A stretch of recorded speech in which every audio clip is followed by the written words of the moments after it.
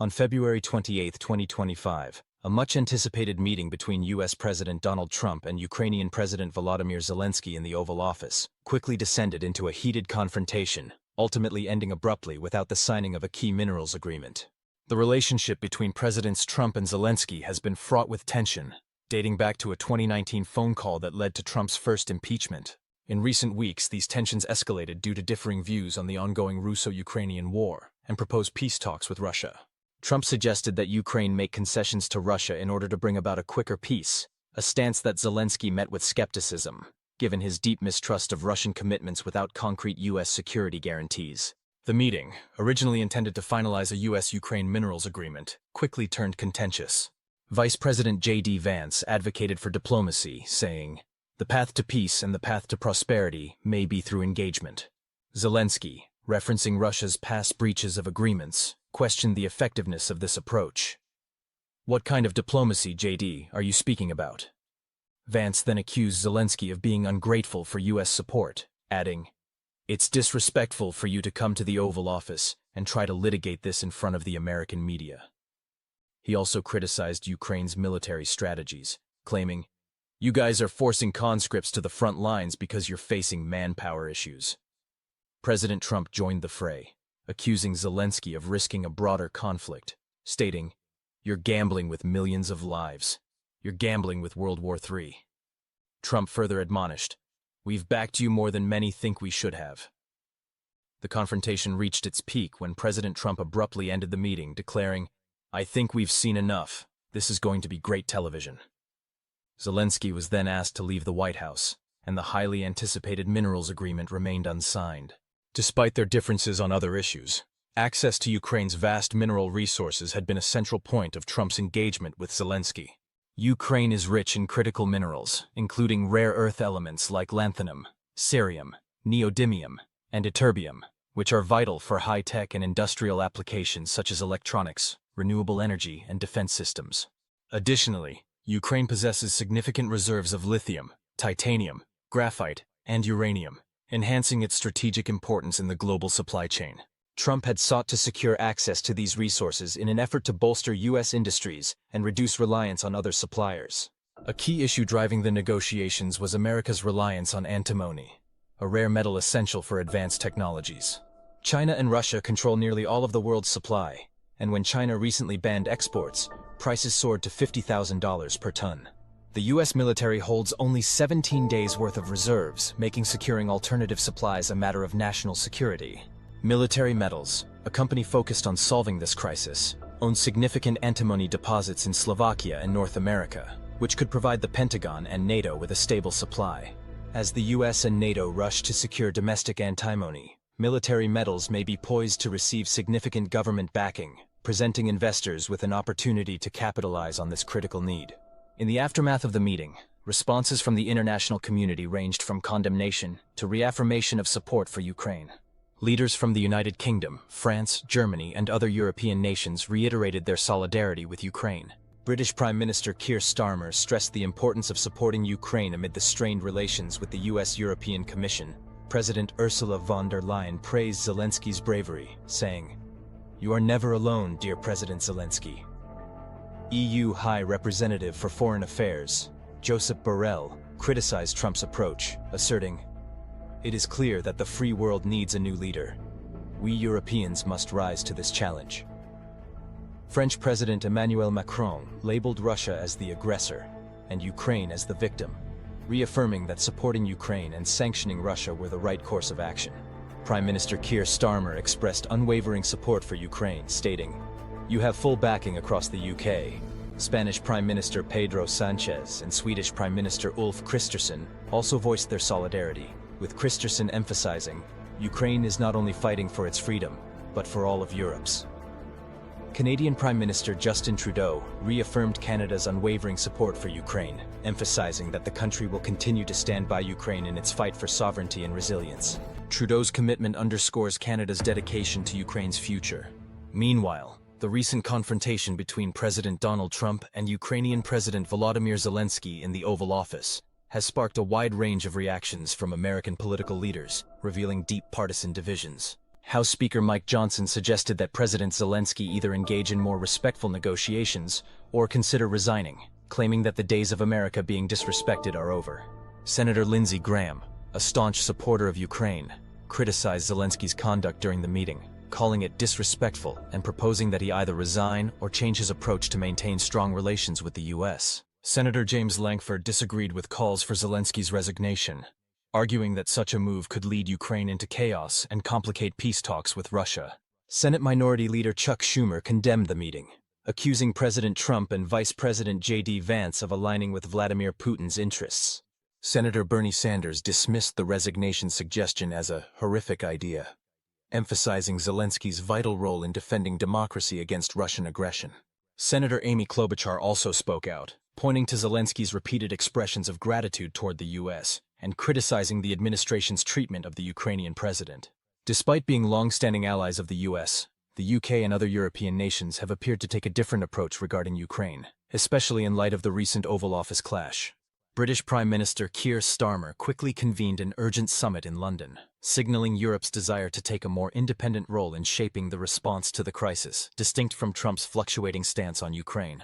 The summit, which included key European leaders like French President Emmanuel Macron, German Chancellor Olaf Scholz, and European Commission President Ursula von der Leyen, aimed to craft a unified European response focused on continued military and financial support for Ukraine. The swift organization of this summit, coming on the heels of the White House confrontation, highlights the growing divide between the U.S. administration and its European partners on how to handle Russia's aggression and secure Ukraine's future. Several key decisions were made at the summit, marking Europe's strong commitment to Ukraine's defense and regional stability. One major outcome was the UK's announcement of a £1.6 billion export finance agreement, which will allow Ukraine to purchase over 5,000 air defense missiles. This agreement not only aims to bolster Ukraine's defense capabilities, but also supports job creation and manufacturing.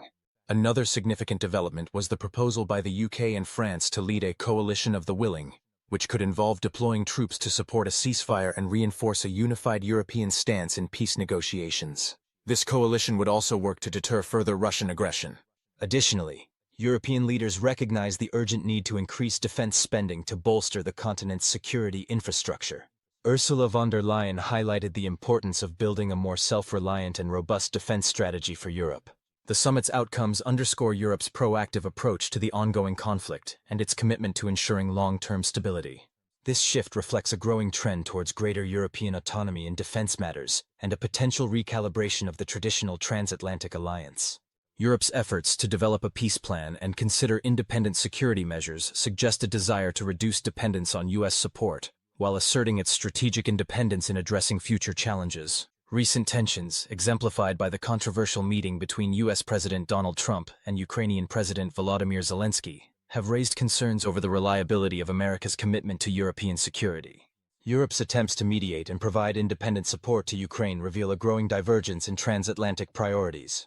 Initiatives such as the Coalition of the Willing and the expansion of the Visegrad Group, V4, into a broader V4+ framework, featuring the UK and other European nations, underscore Europe's efforts to forge new alliances and collaborate independently of traditional US-led structures. Over the past month, relations between the European Union and the US have deteriorated, fueled by a series of actions and statements from the Trump administration. These developments have strained the transatlantic alliance, prompting European leaders to reconsider their diplomatic and security strategies. In early February 2025, President Trump announced plans to impose significant tariffs on European imports, citing trade imbalances and perceived unfair practices. Ursula von der Leyen responded, stating that Europe would not let these actions go unanswered and would implement firm, proportionate countermeasures. Former European Council President Donald Tusk criticized the move, calling it a totally unnecessary and stupid tariff war, which further heightened tensions.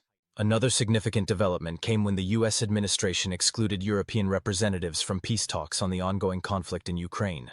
A U.S. envoy confirmed that Europe would not be involved, surprising and alarming European diplomats. This exclusion underscored a widening rift in diplomatic relations, casting doubt on the future of collaborative efforts to address global conflicts. In January 2025, President Trump also proposed purchasing Greenland, an autonomous territory of Denmark. The proposal was met with widespread opposition from Greenland's residents, with 85% of them rejecting the idea. Danish Prime Minister Mette Frederiksen dismissed it as absurd, intensifying diplomatic friction between the U.S. and Denmark. At the Munich Security Conference in mid-February, U.S. Vice President JD Vance delivered a speech criticizing European democratic policies and urging closer ties with populist movements. His comments took European leaders by surprise and were seen as an affront to the EU's political values. Robin Quinville noted that the remarks were jarring, given the EU's focus on shared values. In response to these developments, European leaders are reconsidering their strategic direction. French President Emmanuel Macron and German Chancellor Friedrich Merz have called for greater European autonomy in defense and foreign policy, suggesting a shift away from reliance on the United States. Meanwhile, the United Kingdom, under Prime Minister Keir Starmer, has re-engaged with European security efforts, collaborating with France on initiatives like a reassurance force for Ukraine. Since President Trump's inauguration, the European Union and Canada have significantly strengthened their trade and bilateral relations, partly in response to shifting U.S. policies. The Comprehensive Economic and Trade Agreement, CETA, provisionally applied since 2017, has played a central role in this enhancement, leading to a 65% increase in bilateral trade in 2020. The EU has become Canada's second-largest trading partner, accounting for 88.2% of its global trade in goods.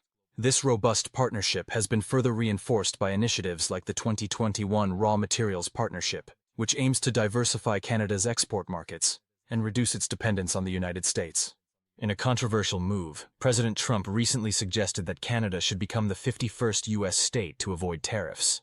This proposal was quickly rejected by Canadian officials, with Prime Minister Justin Trudeau calling it a distraction from trade disputes and emphasizing Canada's sovereignty. The Trump administration's threats to impose 25% tariffs on Canadian imports have further strained relations, especially in communities along the U.S.-Canada border, where there are concerns about increased costs for essential goods and disruptions to cross-border ties. In response, Canadian leaders are working to deepen economic and security partnerships with Europe and parts of Asia, aiming to reduce dependence on the U.S. market. For decades, the European Union has relied on the United States for protection, both through NATO and in broader economic and strategic matters. However, recent actions by President Trump have made it clear that this reliance is no longer sustainable. From exclusion from key diplomatic negotiations to tariff threats and dismissive rhetoric, Europe is realizing the need for greater autonomy, both militarily and economically. European leaders, alongside their Canadian counterparts, are actively pursuing new economic and trade alliances beyond traditional U.S.-centric agreements. This shift is not just about reducing dependence on American security guarantees, but also about securing independent economic leverage. While these changes indicate a shift in the geopolitical landscape, it would be premature to declare the end of transatlantic ties. The Western alliance still shares deep historical, economic, and security connections that are unlikely to disappear overnight. However, as Europe and Canada seek new partnerships and strategic alignments, the global balance of power may be significantly reshaped. How these relationships will evolve in the coming years, and whether the U.S. will adapt to this new dynamic or risk losing influence among its closest allies, remains to be seen. What are your thoughts on this shifting dynamic? Let us know in the comments. Thank you for watching, and if you enjoyed the video, please like and subscribe to stay connected with our community. Your support means a lot to us. Feel free to check out another video from our channel, which you can find on the screen now.